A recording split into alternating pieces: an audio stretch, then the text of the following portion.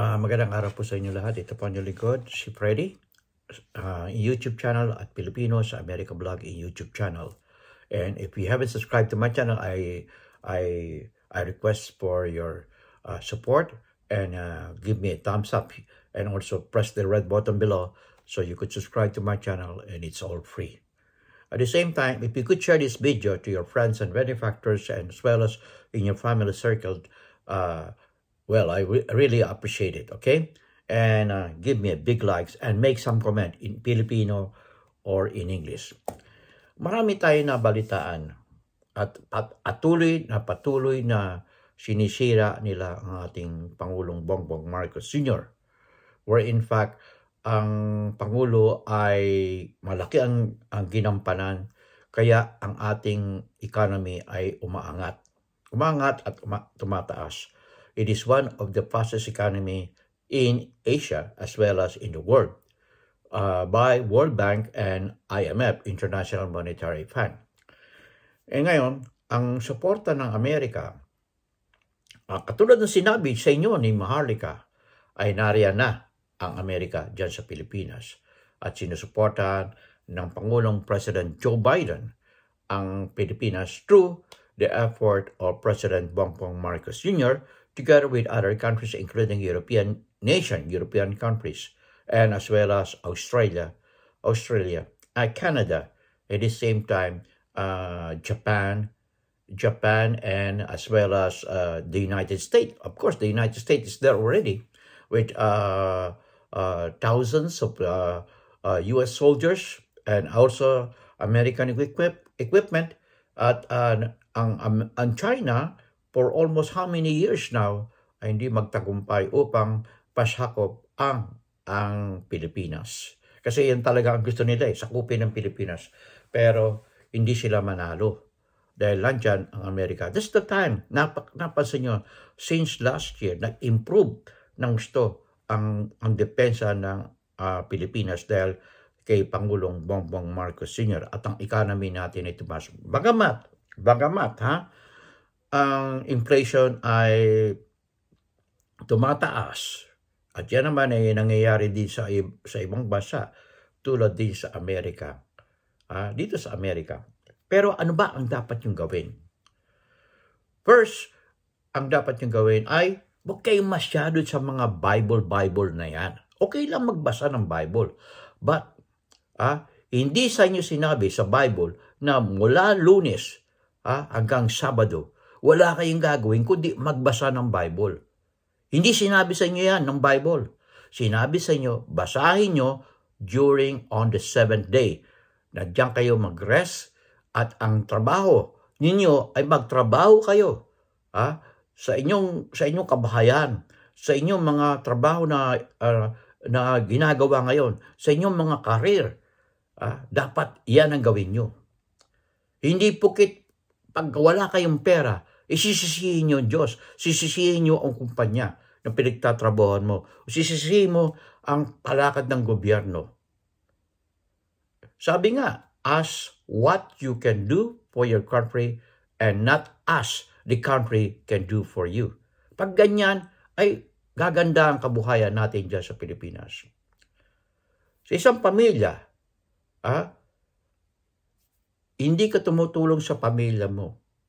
And yet, parati ka nagre-reklamo. Pero ano ba ginagawa mo sa pamilya mo? Wala, di ba? Kung ikaw ay nag-aaral sa isang eskwelahan, hindi ka nag-aaral ng iyong mga leksyon. Hindi ka nag-aaral, hindi ka nagbabasa ng mga libro. Hindi ka nag-research sa website. Wala kang ginagawang effort. Wala kang coordination. Hindi mo ginagawang coordination. Do you think you are going to pass a certain subject in college? I don't think so. Am I right? And then you are going to blame your professor. You are going to blame the university where you are in. Am I right? It's your fault. Now, it's not yet time. It's not too late for you to recover. You could start working it so that you can achieve your goal. You can achieve your vision. Hindi pwedeng habang buhay ay ganyan ka na lang. kailangan umangat ka. At the same time, pag umangat ka, aangat din ng bansa. Kasi lahat kayo, ganyan na magiging vision and objective in life. Hindi nyo pwedeng iasa sa gobyerno na kayo ay aangat sa pamamagitan ng pagpupursige ng gobyerno and you are not doing your part. Okay? So ito ngayon, according to Philstar Global, ang ating presidente ay nakakuha ng highest trust rating and approval rating in the latest survey by Boses ng Bayan. Okay? It is a national survey conducted by RP Mission and Development Foundation Incorporated by RPMD for the first quarter of 2024. Dalawa po sila, ang ating Presidente Bongbong Marcos Jr. at ang ating Speaker of the House, Romualdez. Okay? Pareho silang US educated. Kaya ganyan ang nangyayari. Ang ating Pangulo ay nakakuha ng trust rating of 79%, approval rating of 76%. Malaking bagay ho yan. Kasi kahit na naninira to sila Maharlika at yung ibang mga grupo, katulad nitong si General Macanas, si Attorney Roque, si Glenn Chong, yan. Mga talunan ho yan at hindi nasama sa kabinete kaya masama ang loob. At lalo na itong si Maharlika na sumosobra na. May diferensya na ho yata sa utak yan eh. Ang napapansin ko, yung kanya expression pag siya'y nagagalit, ay parang, dahil matanda na rin yan eh. So, it looks like meron na siyang sign of dementia. Meron na siya, okay? Tingnan nyo, pagmasdan nyo kung paano siya magalit, kung paano siya magmura. Dire-diretso ang kanyang pagmumura. At bakit siya ganun? Bakit siya ganun? Bakit ganun ang galit niya kay Bongbong Marcos Jr.? Nadinig ko. At marami nagsasabi, mukhang may gusto siya kay Presidente Bongbong Marcos Sr. Kaya galit na galit siya kay First Lady Lisa Araneta Marcos. Wala siya sa qualification ni Attorney Lisa Marcos, wala siya sa kalingkingan. Kahit narito siya sa Amerika, makikita naman nyo sa kanyang pananalita ay walang laman ang kanyang sinasabi at siya ang tinaguriang reyna ng fake news. Reyna ng fake news, okay? Ngayon, si Speaker Romualdez, basahin ko muna kung saan nanggaling yung mga survey na to. Ang Luzon nagbigay ng 86% kay Bongbong Marcos Jr. Taas 86%. Ang Bisaya ay nagbigay ng 75.1%. Ang Metro Manila ay nagbigay ng 73.3%. Tama ba kayo mga taga Manila? Okay? At ang Mindanao ay nagbigay din ng 71.7%. Kasama na doon ang mga kapatid nating Muslim. Ang MNLF, MILF, at yung BARN. Okay? Kasama na ho yan. Ngayon, si Speaker Romualdez, na nag-aral din dito sa Amerika, dito ata siya nag-aral ng Amerika, nag-master siya rito. Nagkaroon siya ng trust rating ng 75%.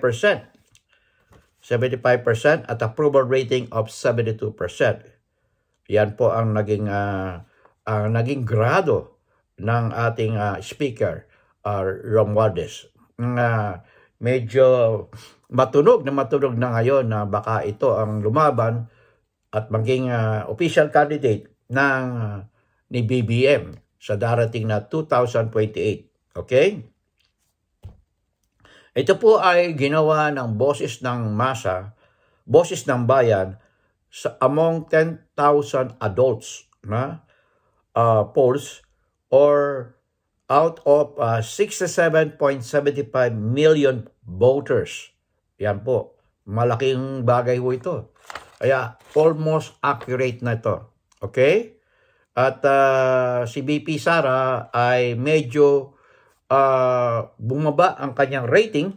Bumaba ang kanyang rating dahil sa kanyang pagsuporta kay Apollo Kibuloy. Okay? Ito to ay malaking bagay ho ang ginagawa ng pagpapanig, ang pagpanig ni BP Sara kay Apollo Kibuloy because of utang na loob. Paano naman yung mga nagdemanda? May complainant Kung walang complainant, okay lang. Okay? Pero may mga complainant dyan sa Pilipinas at dito sa Amerika. Iba ang complainant dyan sa Amerika at iba ang complainant dyan sa Pilipinas. Kaya siya ay wanted din ng FBI at ng Interpol. At kaya takot na takot ngayon si Pastor Apollo C. Kibuloy. At siya ngayon ang tinaguri ang the running pastor, the fugitive. Okay? Pero yung kanyang mga kaso dyan sa Pilipinas ay bailable. But dito sa Amerika, hindi bailable.